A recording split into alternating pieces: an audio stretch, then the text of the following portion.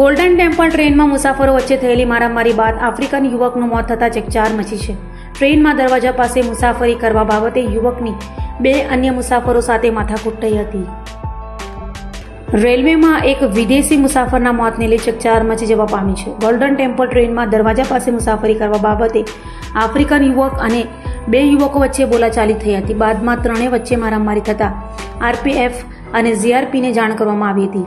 પોલીસે સ્ટેશન પર ટ્રેનમાંથી ત્રણેયને ઉતારી પોલીસ મથકે લઈ ગયા હતા. પોલીસ મથકે પહોંચ્યા બાદ આફ્રિકન યુવકની અચાનક તબિયત લથડતા તબીબને બોલાવવામાં આવ્યા હતા. તબીબે હોસ્પિટલમાં દાખલ કરવાની સલાહ આપતા યુવકને સ્મીમેર હોસ્પિટલમાં ખસેડાયો હતો, જ્યાં સારવાર દરમિયાન તેનું મોત થયું હતું. મારામારીના કારણે મોત થયું હોવાની આશંકા વચ્ચે પોલીસે અકસ્માત મોતની નોંધ કરી છે. મોતનું સાચું કારણ જાણવા પીએમની કાર્યવાહી હાથ ધરાઈ છે અને પીએમ રિપોર્ટ બાદ હકીકત સ્પષ્ટ થશે.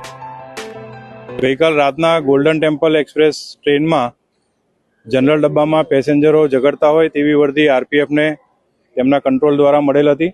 જે અનુસંધાને આરપીએફ અને જીઆરપીના સ્ટાફે ટ્રેન પર જઈ અને જનરલ ડબ્બામાંથી જે ઝઘડતા હતા તે ઈસમો કુલ 3 ઈસમોને આરપીએફ થાણામાં લઈને આવેલા અને તેઓની પૂછપરછ ચાલુ હતી. તે દરમિયાનમાં જ એક જે અજાણ્યો ઈસમ છે તે બેભાન જેવી સ્થિતિમાં આવતા મેડિકલ ઓફિસરને રેલવે દવાખાનામાંથી બોલાવવામાં આવેલ અને ત્યારબાદ એમને જણાવ્યા મુજબ તેને દાખલ કરવાની જરૂર જણાતી હોય જેથી 108 એમ્બ્યુલન્સ બોલાવી એને સ્મીમેર હોસ્પિટલ ખાતે મોકલવામાં આવેલ અને સ્મીમેર હોસ્પિટલ લાવ્યાથી તેને ફરજ ઉપરના ડૉક્ટરશ્રીએ મૃત જાહેર કરેલ હતો.